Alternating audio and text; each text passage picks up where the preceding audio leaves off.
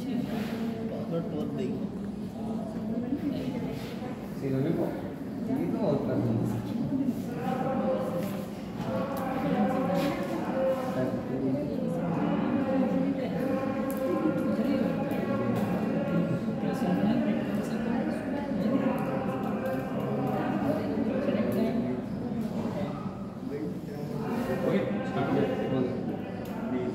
Board आ गया? हाँ आ रहा था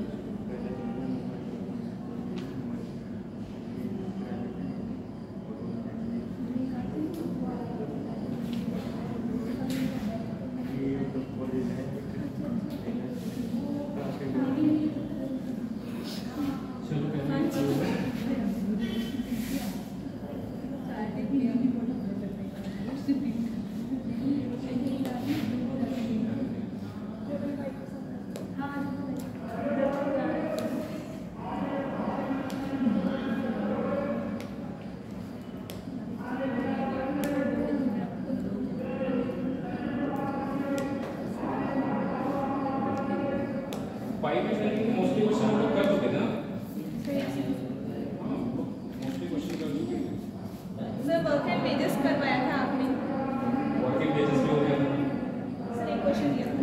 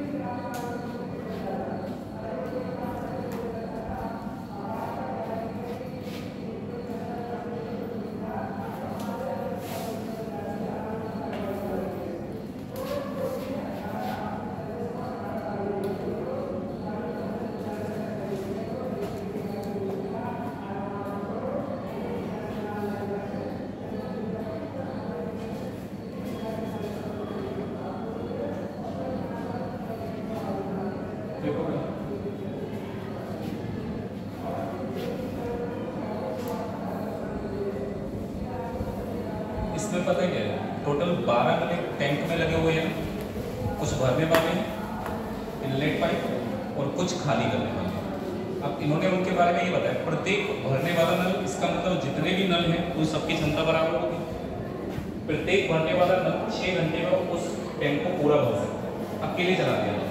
और खाली करने वाला नल 12 घंटे में क्या कर सकता है, खाली कर सकता है। दोनों को साथ में, सभी नलों को अगर एक साथ हमने चला दिया तो बोला ये गया कि 4 घंटे में टंकी भर देगी। तो आपसे पूछा कि इनमें भरने वाले नलों की संख्या कितनी है, तो क्या करेंगे? आपको पता है कि भरने वाला जो नल है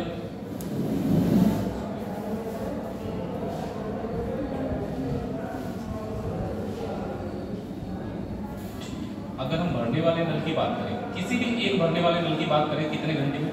6 घंटे। और अगर खाली करने वाला नल होता,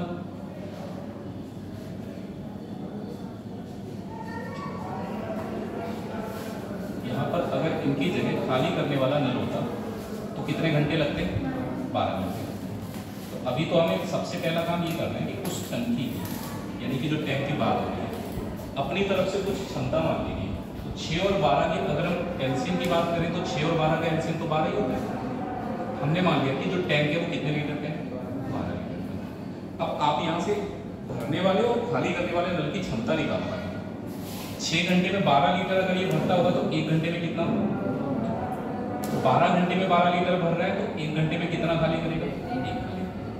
2 तरीके हैं, आपको या तो एलिगेशन लगाना है, बेसिक बनाना है तो वो भी चलेगा। जैसे आपसे भरने वाले नलों की संख्या पूछ ली, पहले समझना, भरने वाले नल हमने मान लिए x, तो बचे हुए नल खाली करने वाले होंगे, तो ये थोड़ा मुश्किल रहेगा। टोटल 12 नल है, 12 में से x नल भरने वाले, तो बचे हुए कितने हो गए? अब आप पता क्या कर सकते हैं, ये कर सकते हैं कि भरने वाला नल 1 घंटे में 2 लीटर जमा कर रहा है, ठीक है, तो 2 से मल्टीप्लाई कर देंगे तो पता लग जाएगा। और ये खाली करने वाला नल 1 घंटे में 1 लीटर खाली कर रहा है, इसको माइनस को यहाँ, दोनों का जो रिजल्ट होना चाहिए, 4 घंटे में 12 लीटर जमा हो रहा है, यानी 1 घंटे में 3 लीटर जमा होना चाहिए। इसमें हो गए कंफ्यूज, कभी भरने वाला होगा कभी खाली करना, आप लगाओ केवल एलिगेशन, ठीक है।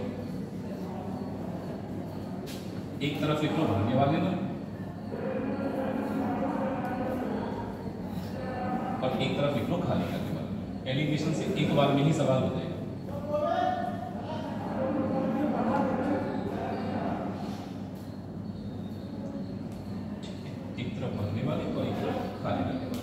क्या टोटल नल कितने? जब हम एलिगेशन निकालते हैं तो फिर पता है क्या करते हैं, दोनों चीजों को पहले हम एनालिसिस करते हैं, फिर देखते हैं एक्चुअल में आया क्या है। अब अगर ये 12 नल भरने ही वाले होते तो एक नल कितना जमा करता है? 2 लीटर।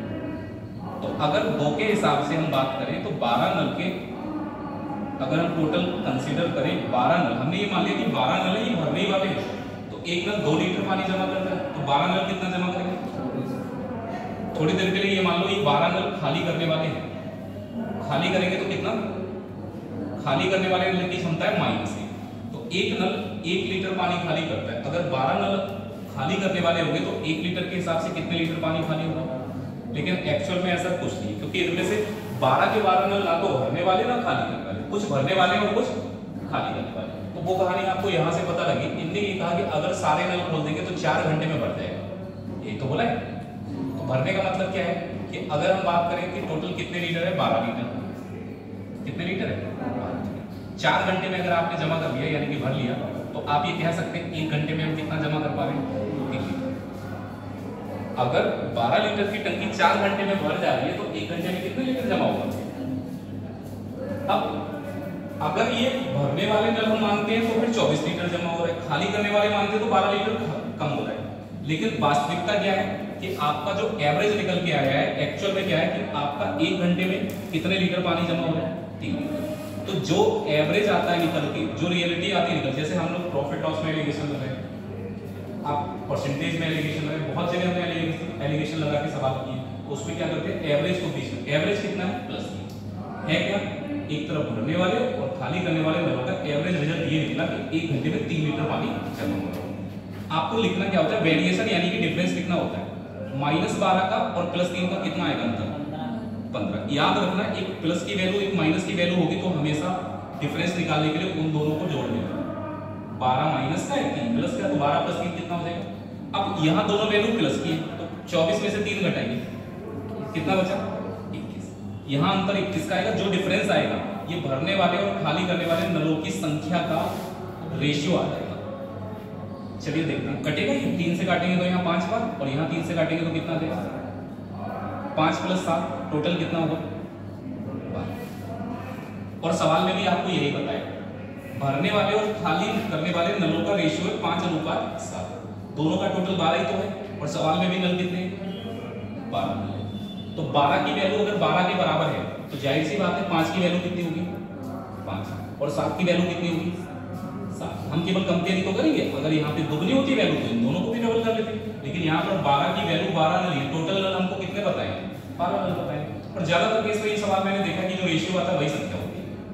अब जैसे 5 नल है भरने वाले और 7 नल कैसे खाली करने वाले, चाहे तो आप देखिए, अगर 5 नल भरने वाले लगाएंगे तो 5 + 2 का मल्टीप्लाई करो, कितने लीटर जमा हो पाएगा? और अगर 7 नल खाली करने वाले होंगे तो -1 के हिसाब से कितना खाली हो जाएगा? दोनों का रिजल्ट यही आएगा कि 1 घंटे में कितने लीटर जमा होगा? 3 लीटर। तो ऑप्शन से करना वो अलग बात है, लेकिन आप इसका सही तरीका पहले समझ लो। आप क्या करो, भरने वाले और खाली करने वाले नल की क्षमता निकालो सबसे पहले। एक बार सारे नल भरने वाले मान लो, एक बार खाली करने वाले, देखो क्या निकल के आ रहा है। भरेंगे तो फिर 24 लीटर जमा होगा, खाली करने वाले होंगे तो 12 लीटर खर्च हो जाएगा। लेकिन फिर आप देखेंगे कि सवाल में बोला गया 4 घंटे में टैंक भर जाए, तो 4 घंटे में टैंक भरने के लिए 1 घंटे में 3 लीटर जमा होना चाहिए। तो 3 लीटर से हमने एलिगेशन लगाया, वेरिएशन निकाला, तो रेशियो आ रहा है 5:5। 5 नल हो गए भरने वाले और 7 नल हो गए खाली करने वाले। पूछा ये भरने वाले कितने नल है, तो आंसर कितना हो जाएगा? 5। ये वाला पेपर हो जाएगा।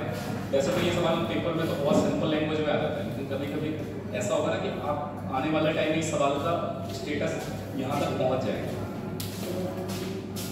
पता क्या बोल रहा है? सी को एक काम को करने में ए और बी से 8 घंटे और 18 घंटे कम लगते हैं। मैंने भी एक आपको कॉन्सेप्ट बताता हूँ, वो शायद उस दिन सवाल पूछे थे आप, तो मैं बता दिया था जल्दी जल्दी में। जैसे आपको ये पता लग जाए कि ए प्लस बी, अगर हम बात करें ए प्लस बी किसी काम को दिन में हो चाहे घंटे में, एक्स कितने में, क्योंकि टी से टाइम होता ही है। हमने मान लिया कि ए प्लस बी किसी काम को कितने दिन में कर पा रहे। अच्छा, ए अकेले करेगा तो दिन कम लगेगा या ज्यादा? जल्दी बता लो। अकेले काम करेगा तो ज्यादा लगेगा, ठीक? चलो हम कैपिटल टी लिख ले रहे हैं थोड़ा। अब पता है कितने दिन ज्यादा लगेंगे हमें पता नहीं है, हमने थोड़ी देर में मान लिया कितने दिन ज्यादा लगे, एक्स। ए को लगे एक्स दिन ज्यादा और बी को लगे वाई दिन ज्यादा।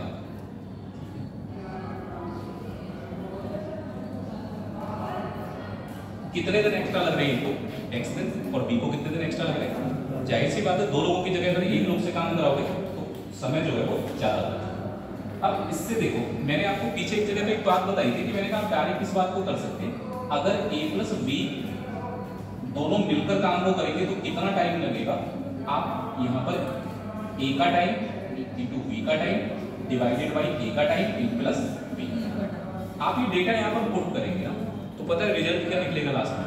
रिजल्ट ये निकलेगा, टी सॉल्व कर लेना, चाहे आप इसको लिखेंगे तो सब कट पिट के, जब आप इसको सॉल्व करके आ रहे होंगे तो फिर पता क्या आएगा? टी बराबर आएगा √x इंटू, ये फाइनल रिजल्ट है, मैं कोई वैल्यू नहीं लगा रहा हूँ, इसको ही सॉल्व करके रिजल्ट निकलेगा, कंक्लूजन यही, और यही आपके काम का है। एक्स और वाई क्या है भाई? अगर हम बात करें, ये एक्स और वाई क्या है? एक्स्ट्रा डेज है। कितने दिन एक्स्ट्रा लग रहे हैं अकेले काम करने में? एक्स्ट्रा डेज ही तो है। तो आप एक्स्ट्रा डेज जितने हैं ना उनका मल्टीप्लाई करके रूट ले लें, तो आपको टी की वैल्यू पता लग जाएगी। मतलब आपको ये पता लग जाएगा ए प्लस बी कितने समय में कर लेंगे काम, है ना? आपको यही तो पता लग पाएगा ए प्लस बी कितने समय में काम को कंप्लीट कर पाएंगे। टी की वैल्यू यहाँ लगा देंगे तो ए की भी वैल्यू पता लग जाएगी और बी की भी पता लग जाएगी। इसी कॉन्सेप्ट का यूज करना है। चलो सबसे पहले इसको समझिए, सी की कार्यक्षमता ए प्लस बी के बराबर ही तो, सी की कार्यक्षमता ए प्लस बी के बराबर, तो जितने समय में सी काम करेगा उतने समय में ए और बी मिलकर भी कर लेंगे। जब क्षमता बराबर होगी तो समय भी तो बराबर लगना है। अब हमें पता नहीं कितना टाइम लगेगा, तो हम चलो इसके ये थोड़ा सा अपनी तरफ से हमने मान लिया कितना टाइम लग रहा है, ठीक है। अब अगर अकेले ए करेगा और अकेले बी करेगा, ये आपको समझना होगा इसमें। जरा आप ये बताइए कि सी को ए से कितने दिन कम लग रहे हैं? 8। अगर मैं बात करूं तो सी को ए से कितने दिन कम लग रहे हैं? 8 दिन। और बी से कितने दिन कम लग रहे हैं? 18 दिन। आप इस लाइन को पढ़िए, सी को किसी काम को करने ए और बी से 8 दिन और 18 दिन कम लगते हैं। तो मैंने गलत थोड़ा ना लिखा, सी को ए से 8 दिन कम लग रहे हैं और बी से कितने दिन कम लग रहे हैं? अब जरा थोड़ा सा उल्टा करो, यहाँ हटा दो, ऐसे लगा थोड़ा। मैं उल्टा अगर कंपैरिजन करूंगा तो प्लस नहीं हो जाएगा ये? अगर सी को 8 दिन कम लगे तो ए को 8 दिन ज्यादा लगने चाहिए ना। जैसे यहाँ पर सी को 18 दिन कम लग रहे हैं तो बी को कितने दिन ज्यादा लगने चाहिए थे? तो सवाल की लैंग्वेज चेंज हो रही है, सवाल चेंज हो रही है। हम इसको डायरेक्ट लिख देते कि ए को सी से 8 दिन ज्यादा लग रहे हैं और बी को सी से 18 दिन ज्यादा लग रहे हैं। तो हर कोई समझ जाता है किस कॉन्सेप्ट पे सवाल है। इसका मतलब ये हुआ कि जितना टाइम सी को लगता है ए को 8 दिन ज्यादा लगता है, तभी तो सी बोल रहा है कि मुझे 8 दिन कम लगते हैं। तो 8 दिन ज्यादा लगने का मतलब टी प्लस डी को कितने दिन ज्यादा लग रहे हैं? 18। तो टी प्लस कल को हो सकता है ये बोलते बी को ए से 10 दिन ज्यादा लग रहे हैं। अरे भाई 8 प्लस 10 कितना हो जाएगा? वो आपको समझना होगा, क्योंकि ये कोई नहीं सिखा सकता कि लैंग्वेज में लिखा क्या हो। आपको देखो, जो भी आप लैंग्वेज यूज करते हैं, हिंदी इंग्लिश, अगर सेंटेंस की मीनिंग समझ में नहीं आ रही तो फिर आपको लैंग्वेज पे काम करना चाहिए। भाई आप ये बताइए कि ए को अगर 8 दिन ज्यादा लग रहे हैं और बी को कितने दिन ज्यादा लग रहे हैं, तो ए और बी में क्या रिलेशन निकला? बी को ए से भी 10 दिन ज्यादा निकले ना। अब आप बताओ, ये वाला जो आप लिखा है ये कॉन्सेप्ट क्या? ये वाला नहीं है भाई। ए प्लस बी को कितना टाइम लग रहा है? ए को टी प्लस 8, बी को अगर मुझसे कोई पूछे टी की वैल्यू बताओ तो जितने एक्स्ट्रा डेज हैं, एक्स्ट्रा डेज यहाँ कितने? 8। और यहाँ पर एक्स्ट्रा डेज कितने? 8 और 18 का मल्टीप्लाई कर लो 144, और 144 का स्क्वायर रूट कितना होता है? तो टी की वैल्यू बताओगे कितनी होगी? तो आपसे क्या पूछेगा? आपसे कहेगा ए प्लस बी या फिर सी कितने दिन में काम को कंप्लीट कर पाएंगे? तो हम कहेंगे टी की वैल्यू तो 12 आ रही है। इसका मतलब वो 12 दिन में काम कौन कंप्लीट करेगा? ये सी और ए प्लस बी। एक और भी सवाल मुझे याद आ गया, अभी बताओगे, आप ही बताओगे। ए प्लस बी प्लस सी तीनों मिलकर कितने टाइम में करेंगे? वो भी बात। ए को कितने दिन लगेंगे? भाई टी की वैल्यू कितनी लगाओगे? टी की वैल्यू 12। 12 प्लस 8 20। अगर अकेले ए काम करेगा तो कितने दिन लगेंगे? अकेले ए काम करेगा कितने दिन लगेंगे? 20। अगर अकेले बी काम करेगा तो टी की वैल्यू तो हमारी वही रहेगी 12, और 12 प्लस 18 कितना होता है? 30। अकेले बी काम करेगा तो कितने दिन लगेंगे? 30 दिन लगेंगे। आपसे पूछा गया बी अकेले काम करेगा तो कितना समय लगेगा? तो हमारा आंसर कितना है? 30 दिन। जैसे ही टी की वैल्यू आप निकालोगे, जिसमें वैल्यू लगाओगे उसका आंसर मिल जाएगा। चाहे ए प्लस बी का पूछे, चाहे सी का पूछे, चाहे ए का पूछे, चाहे बी का पूछे, सबका आंसर हो गया क्लियर। अब अगर पूछे ए प्लस बी प्लस सी तीनों मिलकर कितने टाइम में करेंगे, ये आपको बताना, वो भी डायरेक्ट बिना सोचे कितने दिन लगेंगे। अच्छा एक बात बताओ, खुद बताना,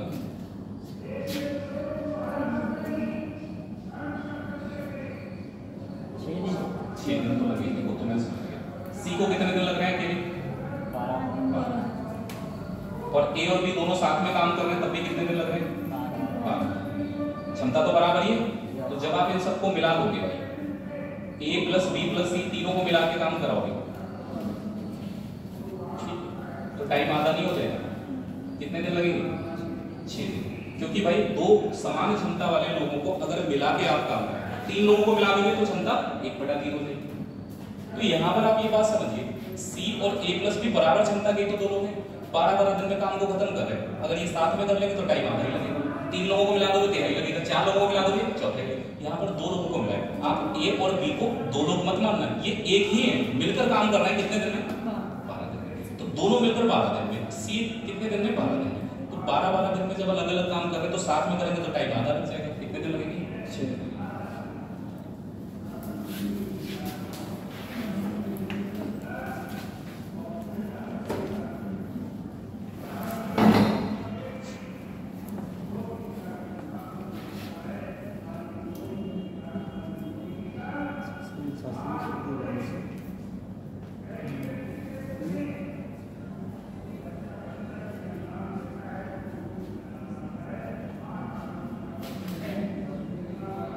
फॉर्म फिल कर लिया तो एनटीपी से, ठीक है?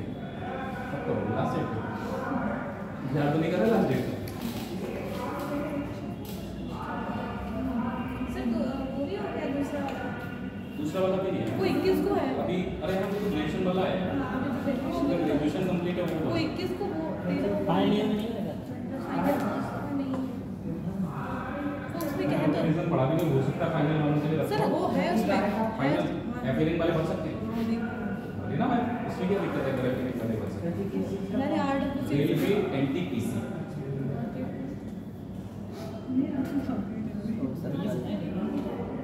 ये आपका है ना आपका है ना वो उसमें दिखाया ना अरे इनको ये एनटीपीसी वो वाला नहीं है एक वो भी तो है नेशनल थर्मल पावर कॉर्पोरेशन वो वाला एनटीपीसी नहीं इस अलग अलग टाइप की पोस्ट है उसका नाम उन्होंने ले लिया एनटीपीसी उसका कुछ फुल फॉर्म है तो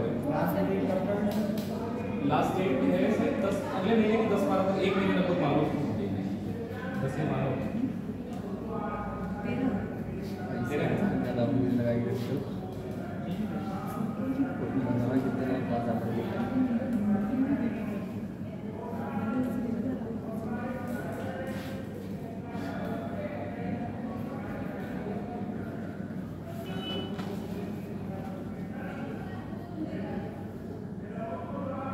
जब होगा तो एक बार पूछ लेना जैसे वरना आप लोग जोन गलत चुन लिए तो बाद में कुछ हो नहीं सकता चेंज सर क्या जोन अलग अलग जोन में अलग अलग वैकेंसी होगी तो जैसे हम लोग जिस रीजन में रहते हैं गोरखपुर जोन के अंदर में आता है जैसे गोरखपुर मतलब गोरखपुर अब पता लगा सिकंदराबाद चुन लिए गए आराम से 300-400 किलोमीटर जॉब कर कोई नौकरी का फायदा नहीं है 400 किलोमीटर नौकरी करने के बाद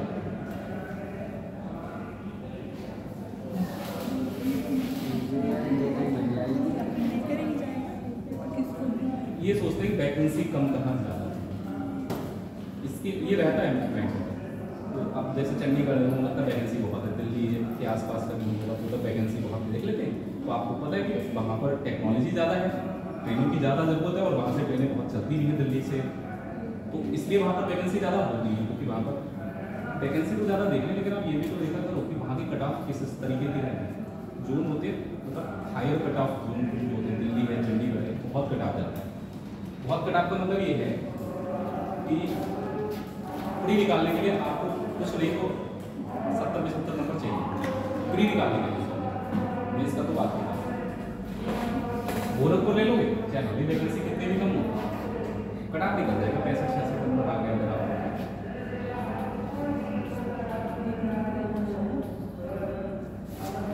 गोरखपुर में एंटर नहीं करते बाहर के दूसरे स्टेट के लोग ऐसी जगह है ना इधर बाहर के दूसरे स्टेट के नहीं केवल उत्तराखंड के लोग तो डाल सकते हैं गोरखपुर जोन से बाकी अगर आप देखो इलाहाबाद जोन में वैकेंसी अच्छा खासा था लेकिन वहाँ उसके जस्ट पड़ोस में ही बिहार भी है और बिहार के लोग इलाहाबाद में तैयारी करने भी आते हैं बहुत सारे लोग तो वो सोचते हैं हम यहाँ तैयारी कर रहे हैं तो तब तक के लिए अगर रेलवे एनटीपीसी मिल जाए दिल्ली के तक क्या होता है ये सब चीज़ें खराब होती है वहाँ से जैसे यूपीएससी की तैयारी कर रहे होते बच्चे थोड़ा प्रोसेस लंबा होता है तो 1-2 टाइम तो लग ही जाते हैं सही जगह तक पहुँचने में मुझे लगा एनटीपीसी आ गया एनटीपीसी निकाल के नौकरी कर लेगा जब तक नहीं हो रहा यूपीएससी की तैयारी साइड में चलती है तो वो ये काम करते हैं दिल्ली में रहने वाले बच्चे वो भी यही सोचते हैं कि हमें दिल्ली के आसपास की लोकेशन मिल गई है कोई दिक्कत नहीं 8 घंटे में जॉब करेंगे अपनी तैयारी करेंगे यूपीएससी की तैयारी करने वाले बच्चे हैं इलाहाबाद में दिल्ली और उसके बाद तीसरे नंबर पे आ जाता है बिहार इधर यूपी का बच्चा तो बिहार जल्दी नहीं जाता है बिहार का अब तो इलाहाबाद के कुछ समय से मतलब पिछड़ गया दिल्ली ज़्यादा जाते हैं लखनऊ अब ये मत सोच लेना दिल्ली जाने से यूपीएससी बनते हैं बनते वही यूपीएससी जो यूपीएससी की तैयारी करने जाते हैं ऐसा थोड़ा ना कि दिल्ली जाके किसी कोचिंग संस्थान के नाम से रजिस्टर्ड होकर किस कोचिंग में एडमिशन ले लिया तो हो गया हो सकता है टीचर कोई कोचिंग संस्थान किसी को सिलेक्शन नहीं दिला सकता जब तक तुम नहीं लेना चाहते मैं खुद ही कहता हूँ कि टीचर का रोल आप ही मान लो आपकी लाइफ में 10-15% है गाइडेंस का आपको वो सही तरीका दिखाने का कि आप इस तरीके से नहीं इस तरीके से करो उसके अलावा 85% तो आपका ही रोल है कितनी मेहनत कर पा रहे हो उन चीज़ों को सीखने के बाद दोनों में बहुत अंतर हो जाता है आता है बहुत अच्छी तरीके से आता है हो गया ना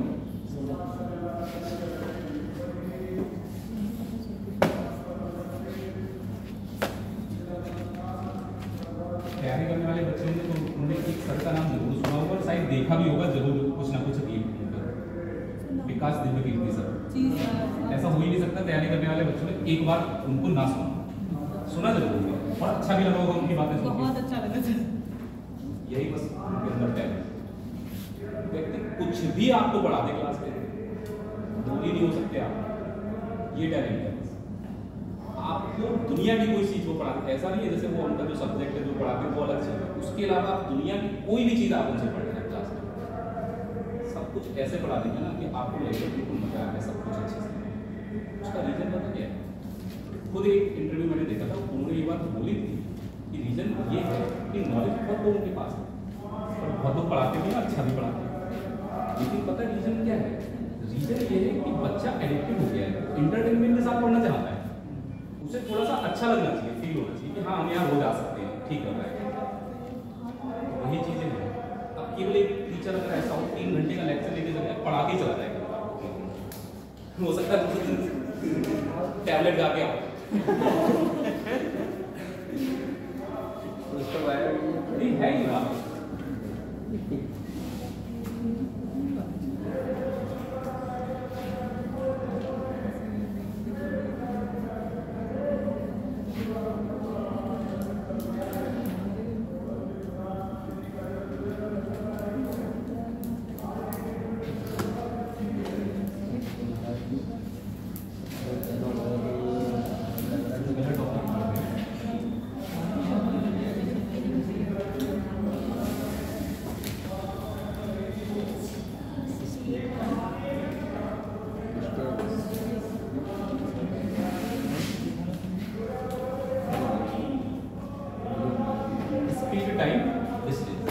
स्पीड को हम लोग हिंदी में क्या बोलते हैं? चाल, ठीक है। और टाइम को बोलते हैं समय, और डिस्टेंस का मतलब आप जानते हैं क्या होता है। एक्चुअल में कोई ऐसा नहीं है कि ये टॉपिक है, एक बेसिक सी चीज है कि जैसे हम लोग स्पीड के बारे में क्या जानते हैं। स्पीड का मतलब होता है यूनिट टाइम, यूनिट टाइम में जो भी आपने डिस्टेंस ट्रेवल किया है, जितनी दूरी तय की है, उसी को हम लोग बोलते हैं स्पीड। जैसे आप सुनते हैं ट्रेन की स्पीड 60 किलोमीटर प्रति घंटा, प्रति का मतलब एक ही होता है, 1 घंटे में ट्रेन 60 किलोमीटर जा रही होती तभी हम कहते हैं ट्रेन की स्पीड 60 किलोमीटर प्रति घंटा। बेसिक सी बात हुई है, मीटर प्रति सेकंड। अब होता क्या है कि भाई अगर हमने टाइम लिख दिया तो टाइम का मतलब सेकंड में भी हो सकता है, मिनट में भी हो सकता है और घंटे में। यानी कि हम कह रहे हैं ये चाह रहे हैं 1 घंटे में या फिर 1 मिनट में या फिर 1 सेकंड में चली गई दूरी को हम लोग क्या कहते हैं? कैसे तय करेंगे हम लोग? जैसे कोई व्यक्ति है वो 4 मिनट में 800 मीटर चला गया, तो अगर मैं आपसे पूछूं कि 1 मिनट में कितने मीटर जाएगा, मैथ मतलब है ना, बस ऐसे ही सोच रहे हैं। 4 मिनट में 800 मीटर जा रहा है तो 1 मिनट में कितना जाओगे? 4 से डिवाइड कर दो 800, कितने मीटर जाएगा? तो मैं ये कह सकता हूँ कि भाई इसकी जो स्पीड है 200 मीटर पर मिनट। अगर टाइम मिनट में होगा तो यहाँ पर नीचे लिखा जाएगा मिनट, घंटे में होगा तो नीचे घंटे में, सेकंड में होगा तो सेकंड में। बस यही है। कुल मिला के जैसे स्पीड की जो यूनिट होती है वो दोनों पे डिपेंड करती है। तो बेसिक सा फॉर्मूला है हमारा कि अगर हमको कभी स्पीड निकालनी होती है तो हम लोग क्या करते हैं? डिस्टेंस को डिवाइड करते हैं किससे? अभी तो बता पाएंगे 1 घंटे या 1 मिनट में कितनी दूरी चली है, डिस्टेंस को किससे डिवाइड करना होता है, ठीक है। अब इसी से 2 रिजल्ट और निकल जाते हैं। अब इनको चाहे आप अलग से फॉर्मूले समझ लो या फिर ऐसे समझ लो। डिस्टेंस बराबर क्या हो जाएगा? स्पीड इनटू टाइम, और टाइम कैसे निकालना होगा? Distance upon speed. अब आती है दूसरी बात कि यूनिट का बहुत ध्यान रखना पड़ेगा। अगर किलोमीटर में डिस्टेंस ले रहे हो और आप घंटे में समय लगा रहे हो तो स्पीड आपकी किलोमीटर प्रति घंटे में। डिस्टेंस का मतलब ये है कि आपके लिए देखो स्पीड में 2 यूनिट जुड़ी होती है, एक डिस्टेंस की और एक टाइम। तो डिस्टेंस और टाइम की यूनिट स्पीड के अकॉर्डिंग चेंज करनी होगी। अगर आपने कह दिया कि मीटर प्रति सेकंड में हमारी स्पीड है तो डिस्टेंस मीटर में होनी चाहिए और जो टाइम है वो किसमें होना चाहिए? सेकंड। ये फॉर्मूला सबने पढ़ा होगा, ऐसा तो है भी नहीं पढ़ा। कुछ बेसिक सी बात है जो आपको पता होनी चाहिए, जिसकी जरूरत आपको पड़ेगी। किलोमीटर पर आवर होता है ना, आप कई बार देखते होंगे कि आपसे कहा जाता है कि आपको जरूरत पड़ेगी मीटर पर सेकंड में। ट्रेन वाला टॉपिक पढ़ोगे। तो ट्रेन में क्या होता है कि आपको जो ट्रेन की लेंथ होती है वो दी जाती है मीटर, टाइम भी सेकंड में दिया जाता है, प्लेटफॉर्म को इतने सेकंड में पाना है, जबकि स्पीड आपको किलोमीटर प्रति घंटे। तो आपको यूनिट बैलेंस करने के लिए या तो किलोमीटर प्रति घंटे को मीटर प्रति सेकंड में बदलने की जरूरत पड़ेगी। कैसे बदलेंगे? 1 किलोमीटर में कितने मीटर होते हैं? पहले तो डिस्टेंस को बदलो, 1 किलोमीटर में मीटर कितने होते हैं और 1 घंटे में सेकंड। वाह, 60 सेकंड में 1 घंटा होता है, तो 4-5 घंटे तो पढ़ ही हो गया अब तक। 60 सेकंड में 1 घंटा होता है, 60 मिनट में 1 घंटा होता है, तो सेकंड होते कितने?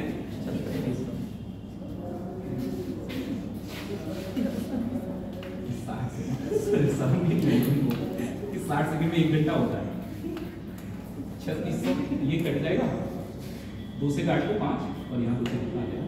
मतलब आप ये समझ लो किलोमीटर पर आवर को अगर डायरेक्टली आप मीटर पर सेकंड में चेंज करना चाहते हो तो सीधे मल्टीप्लाई कर दो जिससे 5।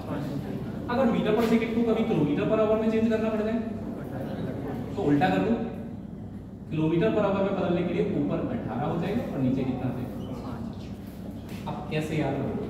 देखिए बड़ी यूनिट है किलोमीटर और छोटी यूनिट है मीटर। अगर बड़ी यूनिट से छोटी यूनिट में जाएंगे तो छोटी वैल्यू ऊपर लिखेंगे और छोटी यूनिट से बड़ी यूनिट निकालेंगे तो बड़ी वैल्यू ऊपर लिखेंगे। भूलोगे कभी नहीं इस बात को। पहली बात ये जब सवाल बनाने लगोगे तो अपने आप से आदत हो जाएगी इस बात की। अब ये कैलकुलेशन की जरूरत कहाँ होगी? कभी पता लगा कि मीटर पर सेकंड में स्पीड दे रखी, बाकी चीजें हमारी गलत है, तो हम इनको सही करने के लिए जब भी जरूरत पड़ेगी स्पीड को तो चेंज कर सकते हैं। अब जैसे वो ये कहते हैं कि आप किलोमीटर प्रति घंटा में स्पीड देखिए, आपसे कहते हैं कि मीटर पर मिनट में बताओ कितनी स्पीड, कभी पूछ ही रहे तो रटना नहीं है। आप किलोमीटर को मीटर बनाएंगे तो क्या करोगे भाई? 1 किलोमीटर में कितने मीटर होते हैं? घंटे को मिनट में बताओ, 1 घंटे में कितने मिनट होंगे? 60। अब आप सॉल्व कर सकते हैं, 2 से काटेंगे 50, 2 से काटेंगे यानी कि 50/3 से मल्टीप्लाई कर तो मीटर पर घंटा हो जाएगा। अब आते हैं कौन सा नंबर?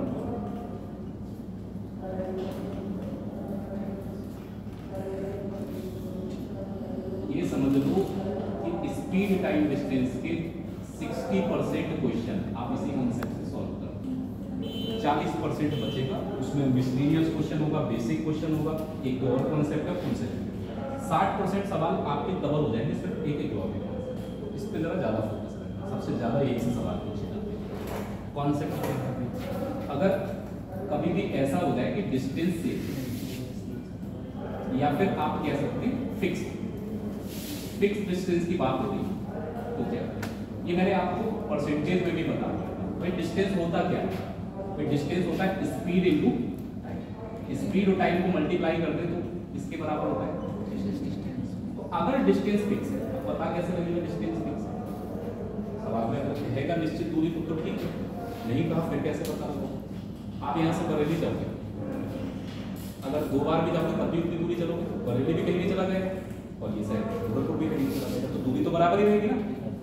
1 बार 2 बार अलग अलग स्पीड से गए, अलग अलग टाइम लगेगा।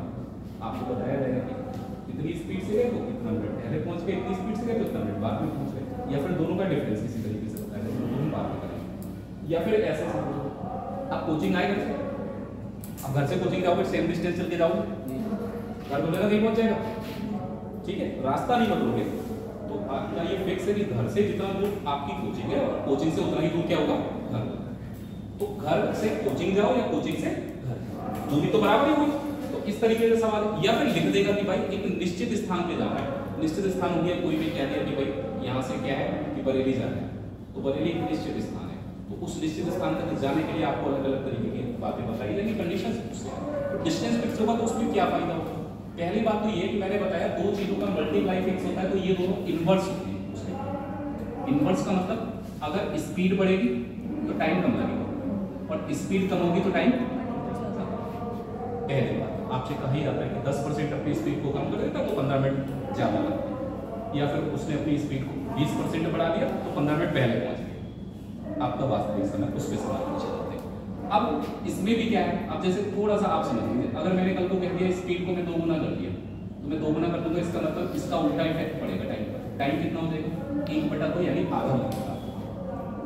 अगर आपने कहा स्पीड को 3 गुना कर दो तो 3 गुना करूंगा तो इसका उल्टा हो जाएगा 1/2 कल को अगर मैंने कहा कि स्पीड को 1/4 कर दो, सॉरी 1/4 गुना यानी कि चौथाई कर दिया मैंने स्पीड, अगर मैं चौथाई कर रहा हूँ तो इसका मतलब ये होगा कि इसका उल्टा हो जाएगा, 4/1 का मतलब होता है 4।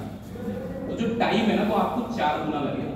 अगर आप अपनी स्पीड को 1/4 कर दें, चौथाई कर दें, तो टाइम आपको 4 गुना लगेगा, पहले से ज्यादा लगेगा। और भी चीजें अलग अलग तरीके से आपसे कहा जाएगा, आपसे कह दिया कि स्पीड जो है ना वो 5/6 टाइम्स है, तो टाइम तो उल्टा हो जाएगा 6/5। ठीक है, अब जरा इसको थोड़ा सा रेशियो में समझिए। यहाँ पे अगर हम बात करें 5/6 गुना का मतलब ये हो गया 6 से कितना हो रहा है 5।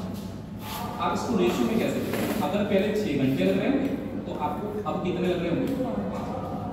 यहाँ आप देखो 5 से कितना हो रहा है, पहले जब 5 तो अब कितना अलग, जो भी आप देख रहे हो यहाँ पर आप ध्यान से देखिए दोनों का रिलेशन। अगर ये 6:5 में कम हुआ है तो ये 5:6 में क्या हो रहा है, बढ़ रहा है। इसी को हम ऐसे भी लिख सकते हैं कि अगर मैं पूछूं यहाँ पे कमी कितनी हुई है तो आप बोले 1 की कमी हो रही है, कितने पर 6। और यहाँ पर अगर हम पूछे वृद्धि कितनी हो रही है तो 1 की वृद्धि हो रही है, कितने पर 5। परसेंटेज में ये चीज कहलाती है 16 से 2/3%। और इसको लिखते हैं कितना परसेंट? अब पता है एक तो सिंपल सा सवाल यही पूछ लिया जाता है कि एक व्यक्ति अगर अपनी स्पीड को 16 से 2/3% कम कर दे तो एक निश्चित दूरी को तय करने में कितना टाइम अधिक लगेगा। अगर ये 16 से 2/3% स्पीड कम करेगा तो टाइम कितने परसेंट ज्यादा लगेगा?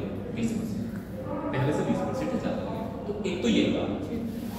दूसरी चीज दो में तो कोई दिक्कत नहीं, 6:5 का उल्टा कितना होता है 5:6।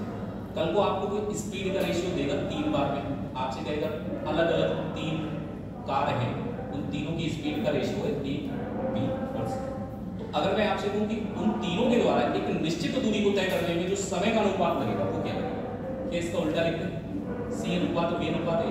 जल्दी बताओ सही है गलत? A/B/C का जस्ट उल्टा अनुपात क्या C/B/A हो सकता है? यहाँ गड़बड़ मत।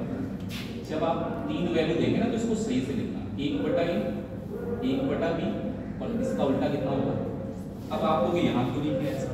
उसका रीजन है 6 का उल्टा कितना होगा 1/6 और 5 का उल्टा कितना होगा? जब आप यहाँ दो ही चीजें देखते हैं तो इसका क्रॉस मल्टीप्लाई भी तो हो जाता है ऊपर की साइड में, तो 5 इधर आ जाएगा और 6 कहाँ पहुंचेगा? तो ये तो कोई दिक्कत नहीं, दो चीजें इनको तो इंटरचेंज कर दिया। लेकिन जब 3 चीजें हैं ना तो ध्यान रखना उसको कि जब आप टाइम का रेशियो निकाल रहे होंगे तो इसका व्युत्क्रमानुपात यानी इनवर्स रेशियो निकालने के लिए इस तरीके से लिखना, और जो भी आएगा नीचे उसका एलसीएम लेके मल्टीप्लाई करना, उसको सरल अनुपात। लास्ट चीज इसका मतलब ये होता है स्पीड का और टाइम का मल्टीप्लाई, स्पीड का और टाइम का जो मल्टीप्लाई अगर डिस्टेंस फिक्स है तो स्पीड और टाइम का मल्टीप्लाई दोनों केस में बराबर ही तो होगा। जैसे कल को आप 50 की स्पीड से गए और 4 घंटे में पहुंच गए, कितनी दूरी चली आपने? आपने क्या किया, एक दिन कर दी स्पीड 20 की स्पीड से जाएंगे तो कितने घंटे लगेंगे? 10 घंटे। तो 20 × 10 अब भी दूरी कितनी चली? तो डिस्टेंस सेम होने के लिए स्पीड का टाइम से मल्टीप्लाई का जो रिलेशन है ना, मतलब जो कॉन्सेप्ट है वो ये है कि अगर आपसे कह दिया कि इतनी स्पीड से एक व्यक्ति कितने घंटे में कोई दूरी तय कर रहा है, तो आपसे कहेगा अगर 2 घंटे पहले उस दूरी को खत्म करना हो तो स्पीड कितनी इंक्रीज करनी होगी, है ना? तो आप इसको पहले नोट करो फिर क्वेश्चन करो।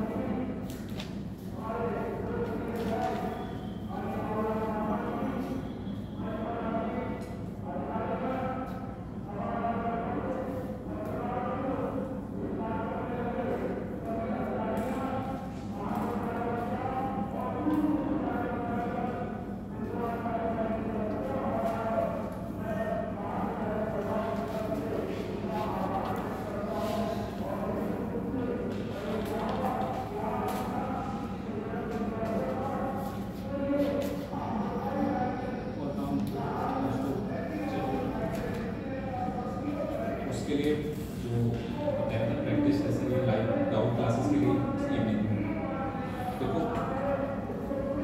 अभी वहाँ तो स्टार्ट हो भी चुकी है, कुछ क्लास दे भी रहे हैं, उनका तो चलो कोई बात नहीं, जैसे जीके पढ़ा रहे हैं उनके लिए कोई दिक्कत नहीं होती है। उनको क्या है कि PDF का एक्सप्लेनेशन करना आसान होता है, केवल वॉइस चाहिए। तो हमें अगर पढ़ाना होगा तो हमें तो पेन टेप का यूज़ करना होगा, बिना पेन टेप के हम लिख तो नहीं पाएंगे ना, पेन टेप का यूज़ करना ही पड़ेगा। बात के सबसे तो क्लास आज से स्टार्ट हो, जो लोग पूरे ग्रुप में ऐड है तो उनके पास तो लिंक पहुँचेगी। बस एक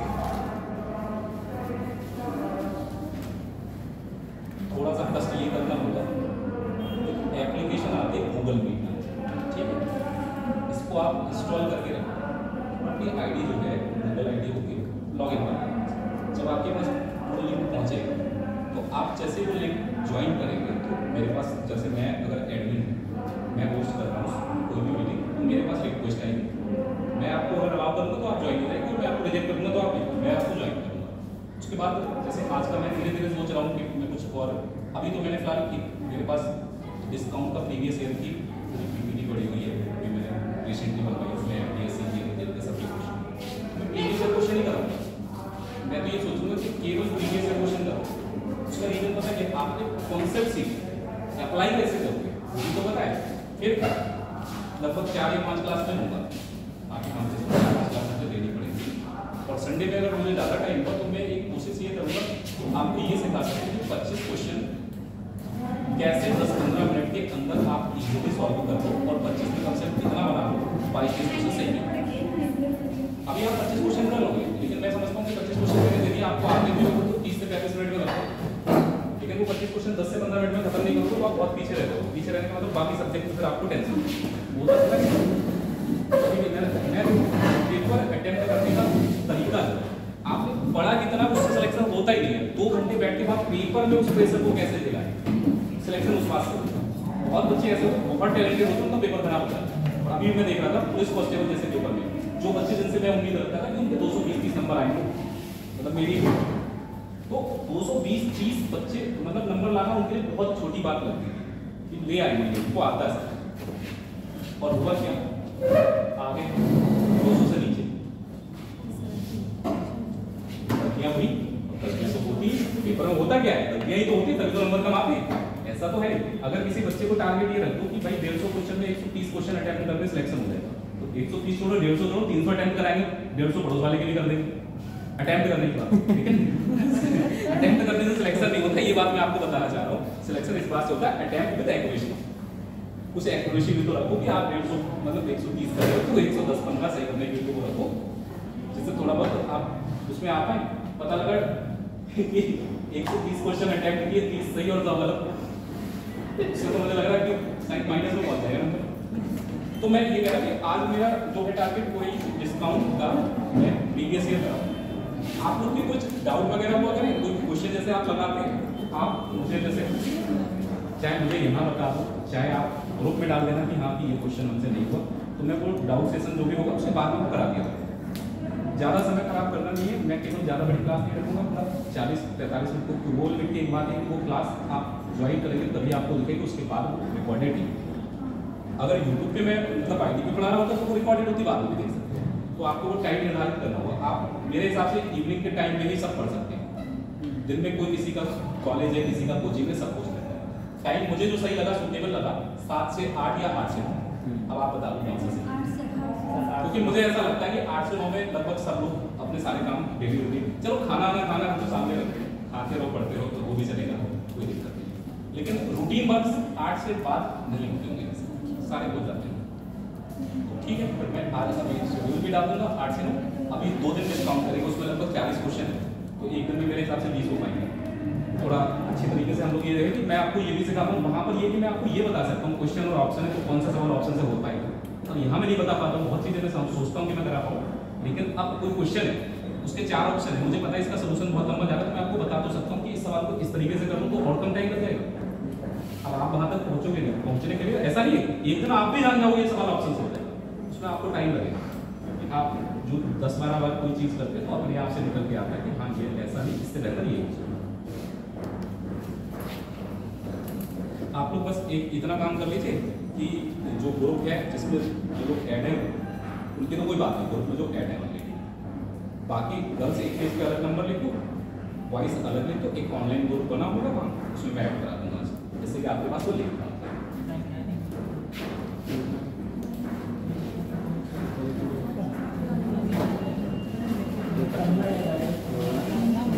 वहाँ ये भी है, सब अपने अपने घर में बैठे हो। अब ये मत कर देना कि पता लगा कि लाइव आए, ऑनलाइन आए, फ्रेंड से बात कर रहे हैं और क्या हो रहा है, पढ़ने आना, पढ़ने का वो तो हमारे ऊपर कंट्रोल रहेगा, हम म्यूट कर देंगे, तुम बोलते रहना, अरे तुम्हें म्यूट कर देंगे, तुम जितना भी बोलना आवाज नहीं आएगी किसी की।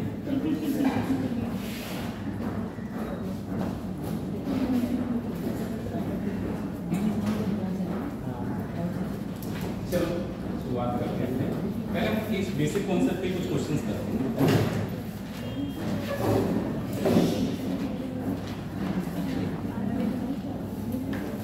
सही है यार, तो आया ना सोचे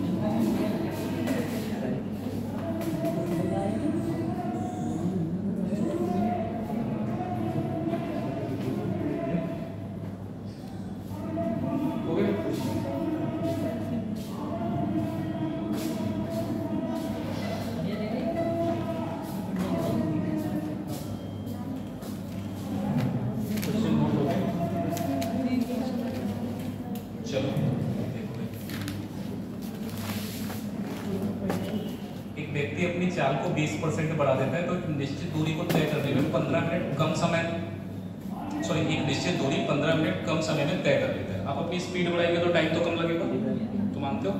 इसीलिए इन्होंने बोला है स्पीड कितने परसेंट बढ़ा दी, 20%, टाइम कितना, 15 मिनट। लेकिन दूरी निश्चित है, इसका मतलब हम ये कहना चाह रहे हैं कि डिस्टेंस फिक्स है।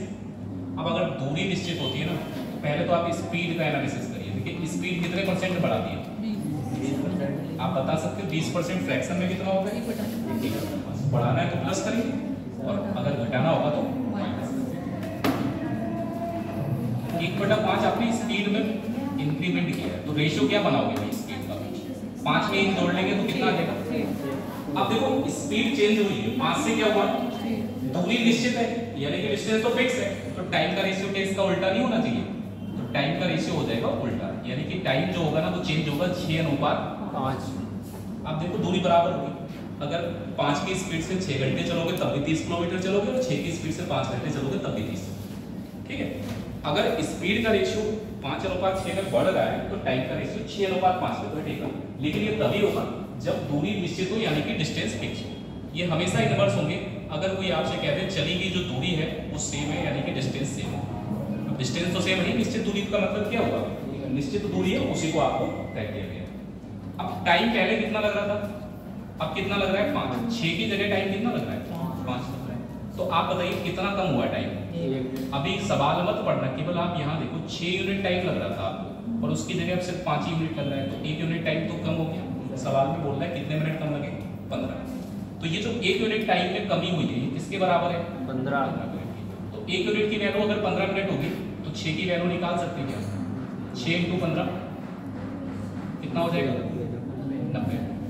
अब मैं क्या बता रहा हूँ, देखो अगर कभी आपसे कहे यात्रा में लगने वाला वास्तविक समय कितना है, या फिर आपसे पूछा जाए क्या है 12.5% 10 मिनट, जिसमें पूरा सवाल है वास्तविक चाल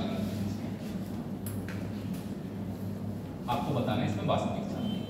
अब देखो आपको चाहे सामान्य समय निकालना हो, यात्रा में लगने वाला सामान्य समय क्या है ये पूछा जाए, या फिर आपसे पूछा जाए यात्रा में लगने वाला वास्तविक समय क्या है, जो भी आपसे पूछा जाए, तो आपको हमेशा पहले वाला ही टाइम निकालना है, बाद वाला नहीं। ये कंडीशनल टाइम है, बाद वाला तो भाई अगर स्पीड में 20% बढ़ाएगा तो 15 मिनट कम लग जाएंगे, लेकिन वास्तविक समय इस यात्रा में इसको कितने मिनट लग रहा है?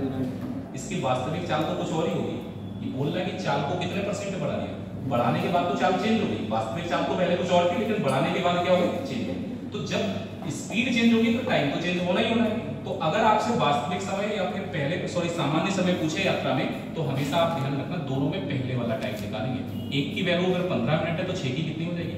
90 मिनट। तो आपको वास्तविक चाल से चलने पर जो यात्रा में समय लगना चाहिए वो कितना लगना चाहिए? 90। इनका मतलब होता है वास्तविक समय से कि अगर आप अपनी चाल में चेंज ना करें तो कितना टाइम लगेगा।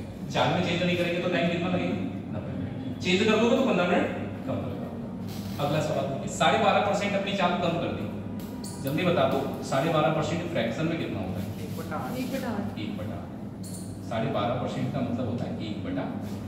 1/8 का मतलब हो गया 8 में 1 जोड़ लो, कितना हो गया? सॉरी कम हो रहा है, 8 में से 1 माइनस कर लो, कितना आ गया? 7।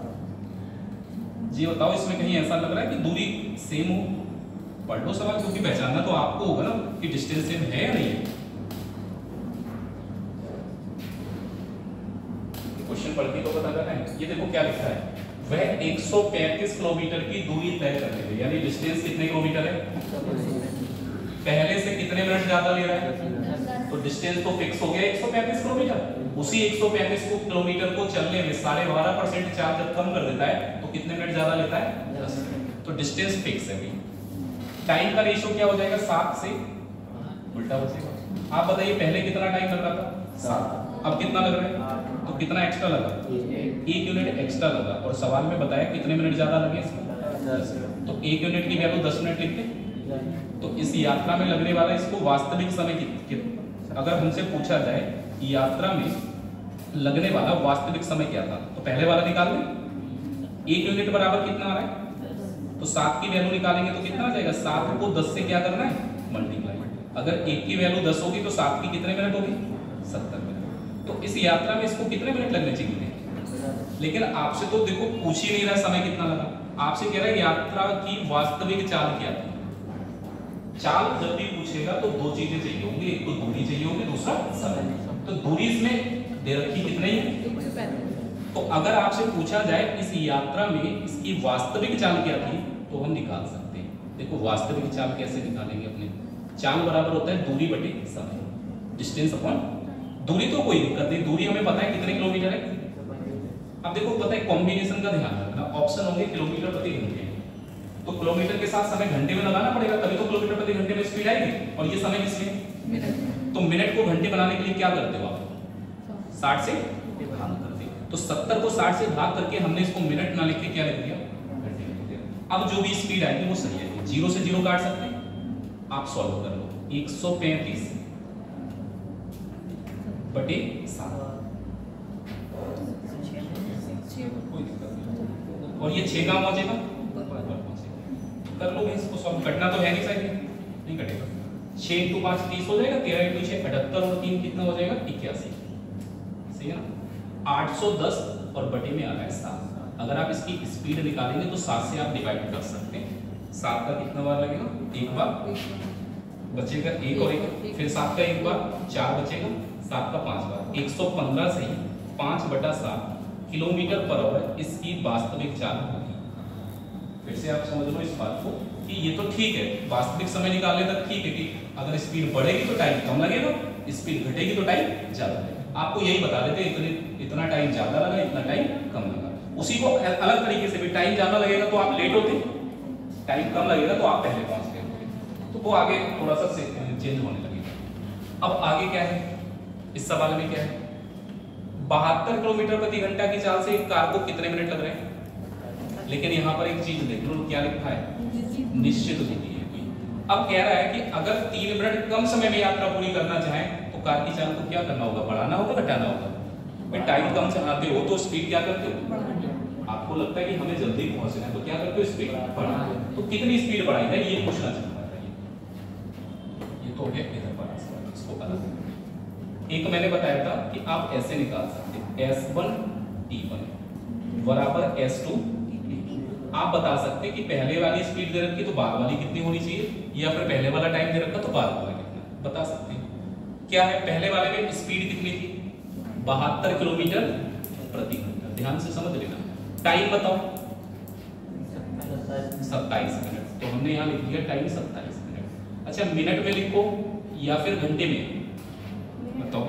किलोमीटर प्रति घंटा है, इस हिसाब से तो घंटे में बदलना होगा, तो कोई फर्क नहीं है क्योंकि यहाँ पर तो मिनट इधर भी आएगा, मिनट इधर भी आएगा, तो बटे में 60 यहाँ भी आएगा, बटे में 60 यहाँ भी है। तो आप लिखना चाहें तो लिख लो 27/60। हमने 27 मिनट को किसमें बदल दिया, अभी आप समझ जाओगे इस बटे 60 का कोई होगा, कंपेयर करने में क्या होगा, कट जाएगा। अब कह रहा है कि दूरी तो यही है लेकिन टाइम आपको 27 की जगह 3 मिनट कम लगना चाहिए। 3 मिनट कम का मतलब कितना, भाई आपसे कह रहा है कि 3 मिनट कम समय में यात्रा पूरी करके दिखाओ, तो 3 मिनट कम समय का मतलब क्या, ये नहीं होगा 27 मिनट की जो यात्रा है वो 3 मिनट कम कर दो, कितने मिनट में होनी चाहिए, 24 मिनट होनी चाहिए। तो यहाँ टाइम कितना आ जाएगा, 24 मिनट आ जाएगा। अब ये 24 को 60 से डिवाइड करेंगे तो ये भी घंटे में बदल गया। स्पीड पता करनी कितनी होगी, इधर वाली तो स्पीड पता है लेकिन इधर वाली स्पीड नहीं। दूरी बराबर है तो दूरी बराबर होता है 4 गुना समय, तो 4 गुना समय तो दोनों केस में बराबर रहेगा। आप जरा बताओ ये बटे में जो 60 लिखा है इससे ये 60 कट नहीं जाएगा, तो कोई फायदा तो नहीं हुआ ना, कंपेयर करने पर कट गया, चाहे मिनट में लगाओ समय चाहे घंटे में लगाओ, ये कटेगा 3 से कितने बार में और ये 3 से कितने बार में।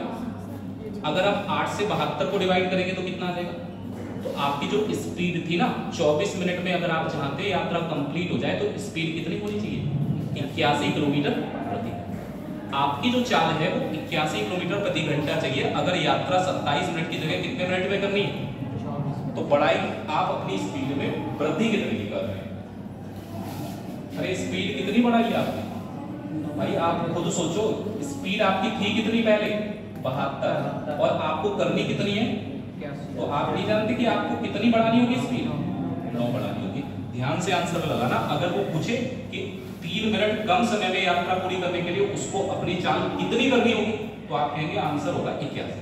अगर 81 स्पीड करेगा तभी तो 24 मिनट में पूरी कर पाएगा यात्रा। अगर पूछा जा रहा है उसको अपनी स्पीड कितनी बढ़ानी होगी तो 72 से 81 करने के लिए स्पीड कितनी बढ़ाओगे? अब इस सवाल को जरा रेशियो से करके दिखा दो, बहुत काम में आएगा रेशियो से। तो आप टाइम के बारे में जानते हैं, केवल टाइम के बारे में तो पता ही है कि पहले आप इस यात्रा को कितने मिनट में कर रहे थे? 27 मिनट। ठीक है, पहले यात्रा कितने मिनट में हो गई थी? 27 मिनट। और अब आप 3 मिनट पहले खत्म करना चाहते हैं, यानी 27 मिनट की जगह कितने मिनट? आप बताइए क्या रेशियो आएगा? 3 का 9 बार और 3 का 8। तो टाइम स्पीड का रेशियो उल्टा हो जाएगा, क्योंकि 8 अनुपात उल्टा हो जाएगा। पहले वाली स्पीड पता है आपको, ये जो पहले वाली स्पीड थी ये पता है कितनी है? 72 किलोमीटर प्रति घंटा। तो आप देखो 8 का कितने गुना है ये? तो बाद वाली स्पीड भी 9 गुना। 9 का 9 गुना कितना होता है? 81 किलोमीटर। अगर 9 का 9 गुना करेंगे तो कितना आ जाएगा? 81 किलोमीटर प्रति घंटा। काम की बात बता दें आपको कि आप इस सवाल में इस तरीके से करेंगे तो दूरी भी निकाल सकते हैं यही बात। अगर कल को आपसे पूछ ले आप ये बताओ, मैं यहीं पर इस सवाल में ये जानना चाह रहा हूं कि उस यात्रा में तय की गई दूरी कितनी, बता सकते हो क्या? बता सकते हो भाई। अगर दूरी पूछेगा तो दूरी कैसे निकालते हैं? स्पीड को किससे मल्टीप्लाई करते हैं? स्पीड कितनी है? 72। टाइम कितना है? 27। तो 72 को मल्टीप्लाई किससे करेंगे? 27। लेकिन 27 से नहीं करेंगे, 27 के बटे में क्या है? 60। क्योंकि किलोमीटर प्रति घंटा में अगर आपने चाल ली है तो समय घंटे में ही लगाया जाएगा। फिलहाल अभी तो इस सवाल में दूरी निकालनी है, सवाल थोड़ा दूरी पर रखिए।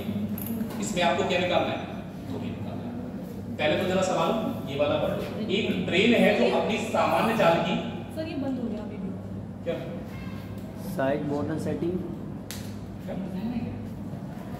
ऑप्शन आ रहा है, शेड इमरजेंसी कॉल है, वो बटन दब गया साइड वाला।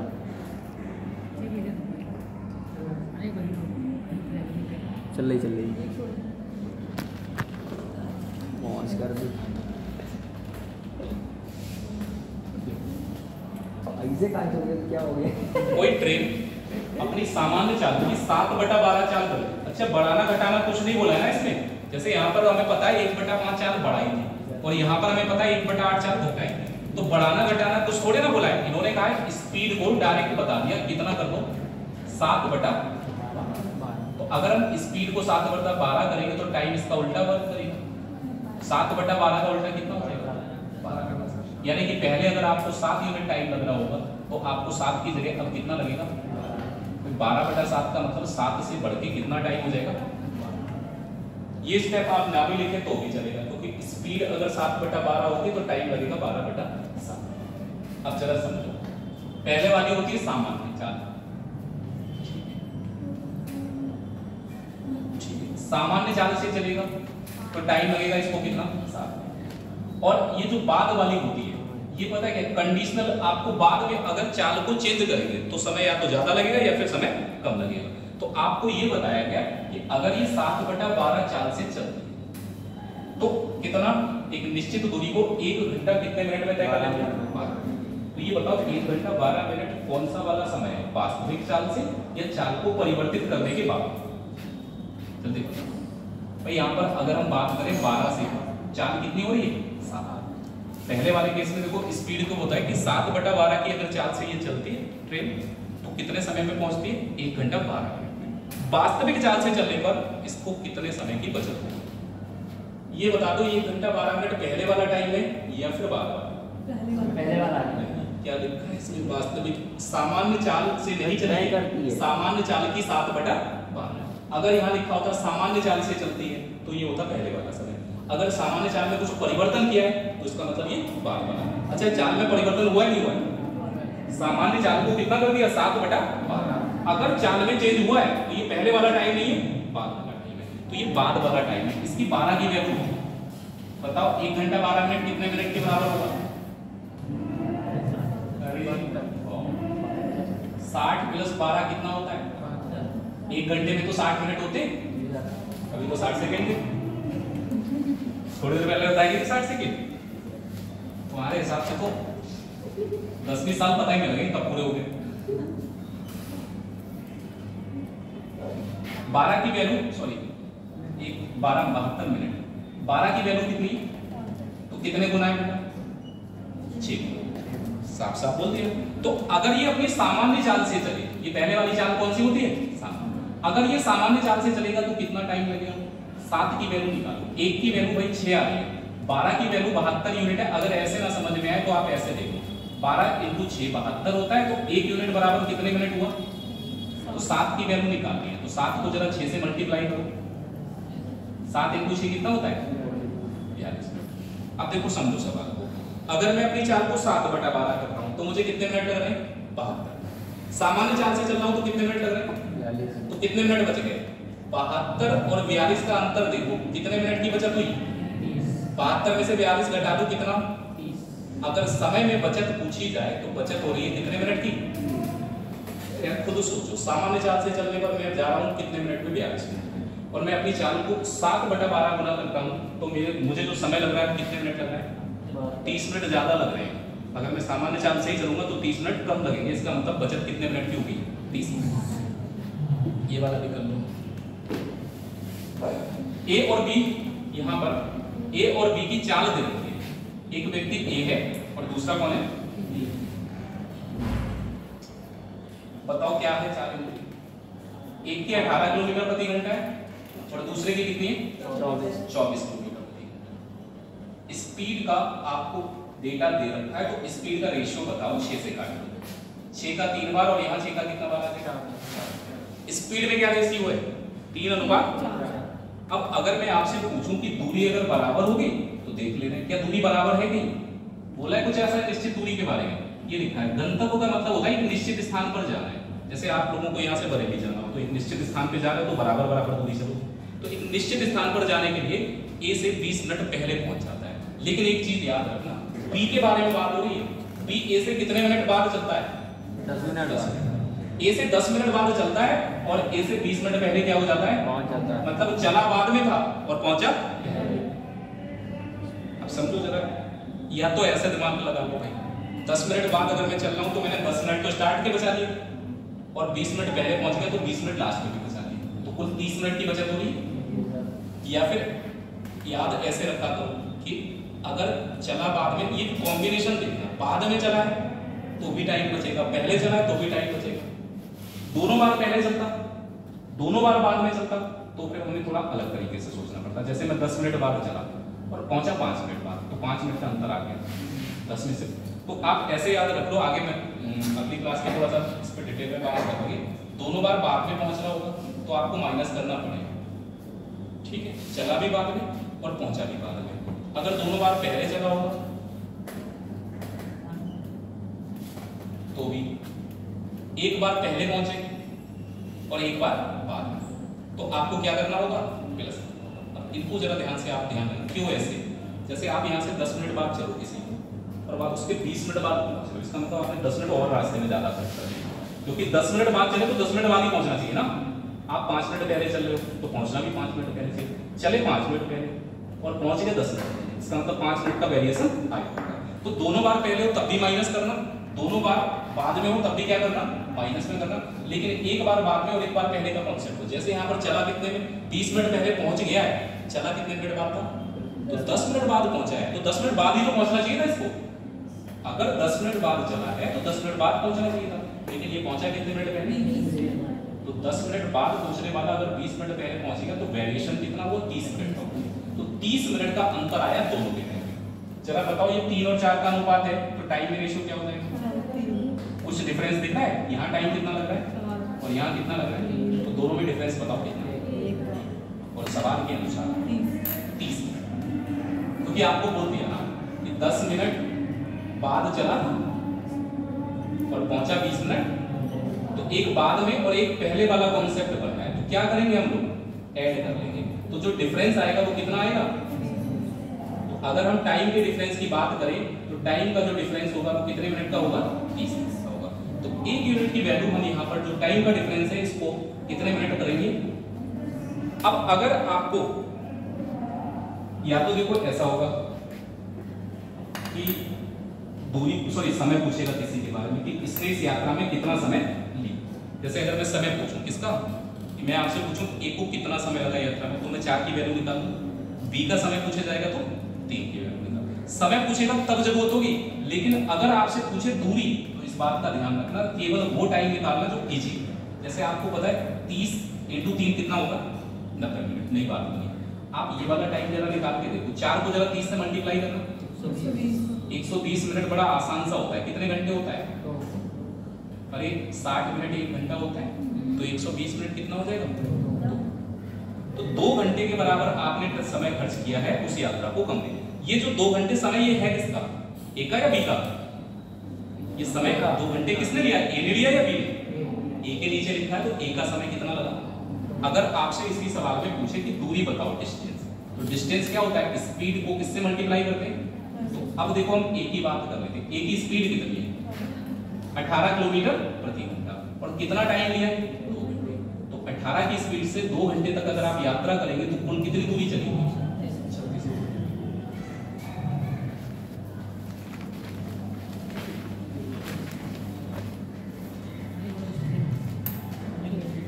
साइन वाला रजिस्टर होगा ये नंबर तो सब पे बस लाइट ही नहीं आने के तो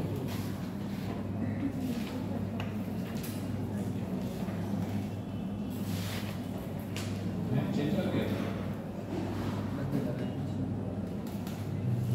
ये हमारा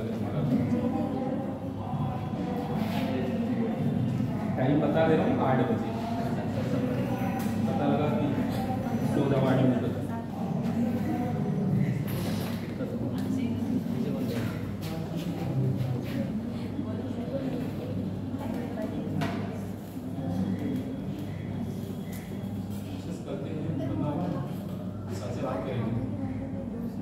थोड़ा लेट हो जाता है, वरना तो वहाँ तो डिजिटल बोर्ड लगा हुआ है, वाईटी पे भी क्लास हो सकती है, वो ज़्यादा अच्छा है। ऐसा होता है बढ़िया फोटो अच्छा फीचर्स सारे उसमें भी होते हैं, आप चाहे तो उस पर भी गूगल मीट पे लेकर सारे फीचर्स नहीं होते, लेकिन बस यही होता है तो थोड़ा सा वो चीज़ मैटर करती है स्क्रीन। अब एक जैसे टैबलेट है, उस टैबलेट की स्क्रीन है वो आपको शो हो रही है, उस पर जो लिख रहा है पेन तो दिखेगा, लेकिन जो पढ़ा रहा है उसके बारे में हो सकता है। एक होता है ना कम्युनिकेशन, आमने सामने जब कोई पढ़ रहा होता है तो थोड़ा ज़्यादा समझ में आता है।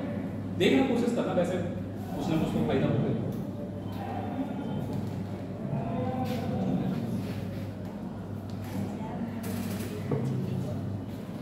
लिंक 7 बजे भेज देंगे आप लोगों को, और उसके बाद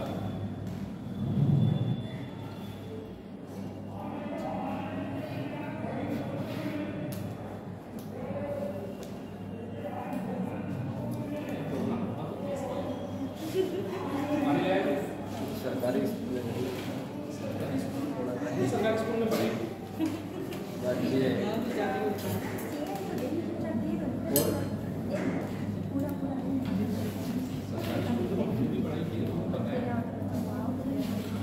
और हम तो एक बार 2 बार सरकारी यूट्यूब पे नाम तो सुना होगा, ड्रमन राज के ठीक है, वहाँ से तो मेरी बहुत काम हुई है। उसके बाद पॉलिटेक्निक किया, वो भी गवर्नमेंट कॉलेज से किया। सबसे बुरा बात है जाना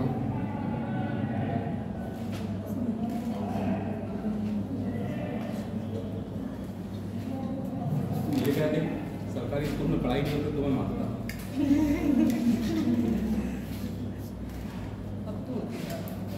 होती है। मैं ये बात को मानता हूँ कि सरकारी स्कूल में जो टीचर आते हैं वास्तव में बहुत योग्य होते हैं, उन्हें बहुत मदद, ऐसे नहीं अपॉइंट करते किसी भी कॉलेज के लिए या डिग्री कॉलेज के लिए, बहुत कुछ किया होता है तब जाके वो एग्जाम। लेकिन जैसे उनके नाम किया कि सरकारी होता उनका पढ़ाने का पता नहीं ऐसी क्या बात होती है। जबकि वो लोग होते हैं कि शायद नौकरी लगने से पहले 8-10 साल पहले कोचिंग पढ़ाई होती है, लेकिन जैसे सरकारी में क्या है पढ़ाने का मन नहीं,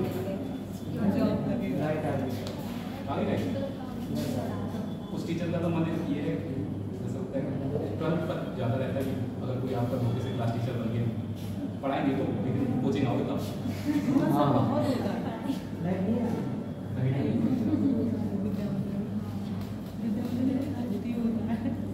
जहाँ हम पढ़ते थे सर, जहाँ हमने यहाँ से क्या विद्या मंदिर से यहाँ तो बहुत होता है, बहुत ज़्यादा।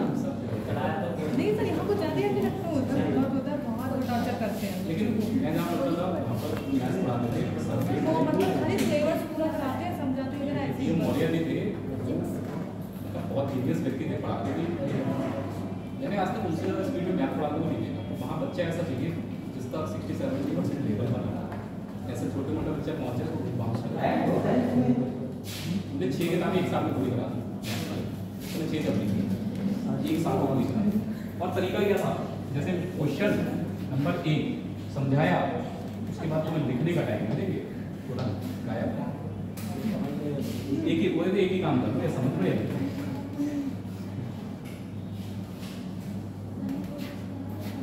सर टाइम हो गया बंद? कितना हो गया? पूरा 1:30 हो गया। तो बंद कर दो। फायदे क्या होता है?